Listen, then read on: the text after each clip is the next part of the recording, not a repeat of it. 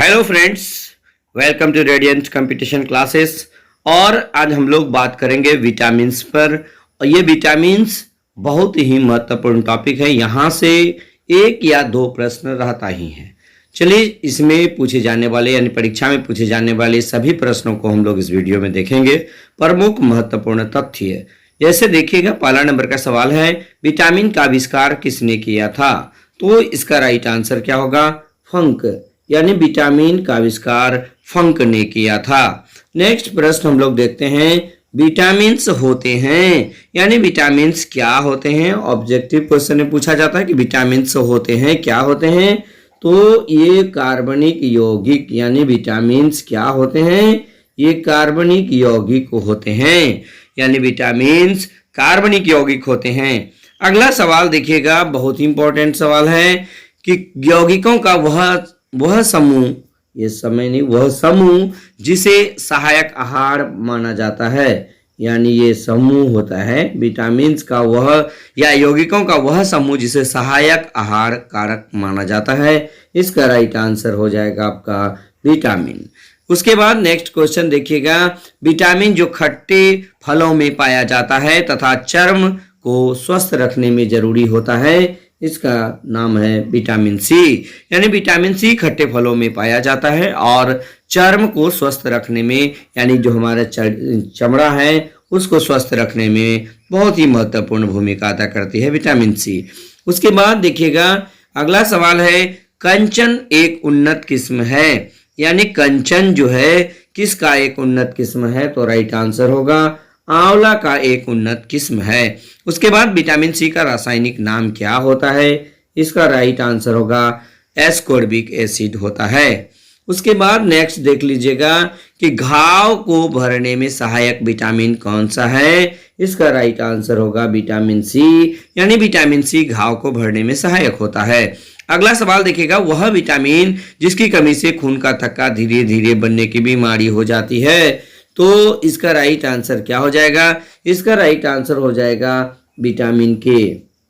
Next question, रक्त का थक्का बनने में आवश्यक होती है विटामिन के, यानी ये बहुत बार ये प्रश्न पूछा गया है। तो ये दो तरह से पूछा जा सकता है कि वह विटामिन जिसकी कमी से खून का थक्का धीरे बनने की बीमारी होती है तो विटामिन के, और रक्त का थक्का बनने में आवश्यक होती है तो विटामिन के। दोनों तरह से पूछा जाता है दोस्तों। उसके बाद देखिएगा, आंत के जीवाणु द्वारा संश्लेषित होने वाला विटामिन का क्या नाम है? तो राइट आंसर होगा विटामिन B12 एवं विटामिन के। उसके बाद विटामिन डी का स्रोत क्या होता है? तो राइट आंसर होगा सूर्य की किरणें विटामिन डी का स्रोत होता है। उसके बाद देखिएगा, विटामिन डी की कमी से होता है, तो इसका राइट आंसर क्या हो जाएगा? रिकेट्स होता है और ऑस्टोमलेशिया होता है। मैं बता दूं कि बच्चों में रिकेट्स होता है और बड़ों में ऑस्टोमलेशिया होती है। ये दोनों हड्डी रोग से संबंधित है। अगला सवाल देखिए, विटामिन डी का रासायनिक नाम क्या है? तो राइट आंसर होगा कैल्सीफेरॉल। उसके बाद देखिएगा, रतौंधी किसकी कमी से होता है? राइट आंसर विटामिन ए की कमी से होता है, यानी विटामिन ए की कमी से रतौंधी होता है, जिसको नाइट ब्लाइंडनेस के नाम से भी जाना जाता है। उसके बाद देखिएगा, मानव शरीर के यकृत में कौन सा विटामिन संचित रहता है? तो राइट आंसर होगा विटामिन ए। नेक्स्ट देखिएगा, गाजर में कौन सा विटामिन अधिक मात्रा में पाया जाता है? तो इसका भी राइट आंसर होगा विटामिन ए। उसके बाद किस विटामिन में कोबाल्ट होता है? तो इसका राइट आंसर हो जाएगा विटामिन B12 में कोबाल्ट की मात्रा होती है। और नेक्स्ट देखिएगा, विटामिन B12 का रासायनिक नाम क्या होता है? राइट आंसर होगा साइनोकोबाल्मिन होता है, यानी कि विटामिन B12 का रासायनिक नाम साइनोकोबाल्मिन है। और विटामिन B1 का रासायनिक नाम क्या है? तो राइट आंसर होगा थायमिन।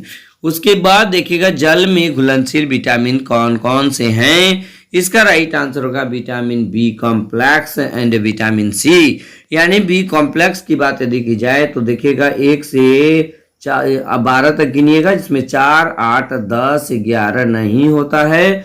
बाकी 8 विटामिन जो है, विटामिन का समूह को विटामिन B कॉम्प्लेक्स कहा जाता है, यानी B1, B2, B3, B4 नहीं होता है, B5, B6, B7 होता है, B8 नहीं होता है, B9 होता है और B12 होता है। 4, 8, 10, 11 को छोड़कर बाकी 1 से 12 तक के सभी विटामिन्स को विटामिन बी कॉम्प्लेक्स कहा जाता है। और विटामिन सी ये वाटर सोल्यूबल विटामिन्स हैं। उसके बाद वसा में घुलनशील विटामिन कौन कौन सा है, तो ए, डी, ई, के, यानी कि ये देखिएगा विटामिन ए, डी, ई, के, एडैक, जिसको हम लोग फैडैक भी बोलते हैं, एप से फैट और ये से विटामिन ए, डी, ई, के, यानी कि ये 4 विटामिन है जो वसा में घुलनशील है। उसके बाद देखिएगा अगर इसकी बात हम लोग करें तो इसका देखिए एक एग्जाम्पल एक कोड के माध्यम से मैं आप लोग को बता दूं। अब देखिएगा कि इसमें कोड के माध्यम से क्या बता दें। अब देखिए बहुत ही इंपॉर्टेंट है, इस कोड को आपको याद रखना। देखिएगा ए, डी, ई, के, यानी कि बहुत ही इंपॉर्टेंट है। ए यानी कि देखिए रेक टॉफी, मैं आपको बता दे रहा हूं,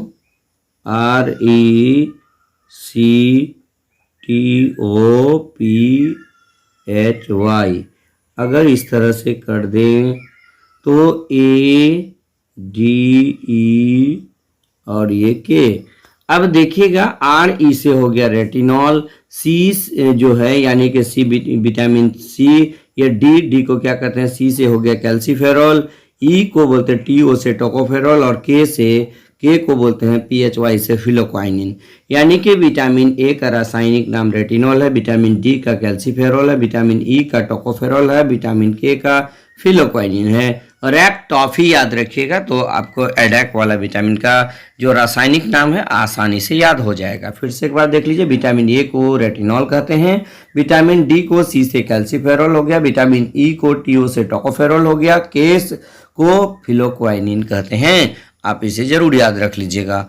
उसके बाद देखिएगा किसी स्वप्न को पर्याप्त अवधि तक याद रखने में सहायक विटामिन B6 होता है। ये बहुत ही इंपॉर्टेंट क्वेश्चन है, बहुत कम जगह आपको मिलेगा। उसके बाद विटामिन B12 का रासायनिक नाम क्या होता है, साइनोकोबाल्मिन होता है। उसके बाद देखिएगा विटामिन B6 का रासायनिक नाम क्या होता है, तो पैराडॉक्सिन होता है। और वह विटामिन जिसे हार्मोन माना जाता है तो विटामिन डी को हार्मोन माना जाता है। तो विटामिन से इतना प्रश्न जो है लगातार परीक्षा में छपता रहा है, मैं इसलिए इन तमाम प्रश्नों को यहाँ पर शामिल किया हूँ। एक क्वेश्चन और याद रख लीजिएगा, जैसे देखिएगा बहुत इंपॉर्टेंट है, पूछा जाता है स्टेरिटी नामक बीमारी किस विटामिन की कमी से होता है, तो राइट आंसर होगा विटामिन ई की कमी से स्टेरिटी नामक बीमारी होती है। विटामिन B5 की कमी से क्या होता है, तो पैलेग्रा नामक बीमारी होती है। और विटामिन B1 की कमी से बेरी नामक रोग होता है। आप इसको अच्छी तरह से याद रख लीजिएगा। यही 3-4 सवाल है जो बार बार परीक्षा में रिपीट किया जाता है दोस्तों, तो इसलिए इन तमाम विटामिन को याद रख लीजिएगा। तो फिर से एक बार देख लीजिएगा वाटर सोल्यूबल विटामिन कौन कौन सा होता है, तो विटामिन बी कॉम्प्लेक्स और सी होता है। और फैट सोल्यूबल विटामिन कौन सा होता है, तो फैट सोल्यूबल विटामिन की यदि बात की जाए तो ए, डी, ई, के, और उसका कोड मैं रेक्टॉफी बताया, आप निश्चित रूप से याद रख लीजिएगा। उसके बाद देखिएगा जितना भी विटामिन बी कॉम्प्लेक्स होता है, विटामिन बी कॉम्प्लेक्स को हम लोग एक कोड के माध्यम से याद रखते हैं जिसको बोलते हैं थाई रिबो पानी पीबो फोसाइनो। यानी कि इसके बारे में यदि बात करें, देखिएगा मैं ये इस पेज में बता दे रहा हूं, बहुत ही इंपॉर्टेंट है। जैसे देखिएगा थाई रिबो पानी, आप इसको बैठा सकते हैं, पानी पीबो फोसाइनो, इसके माध्यम से हम लोग सभी के सभी याद रख लेते हैं दोस्तों। बहुत ही इंपॉर्टेंट है। जैसे आप इसमें देखिए थाई है, रिबो पानी पीबो फोसाइनो, आप इसमें B1 B2 B3 B5 इस तरह से बैठा दीजिएगा, निश्चित रूप से वो विटामिन का नाम आपका आ जाएगा।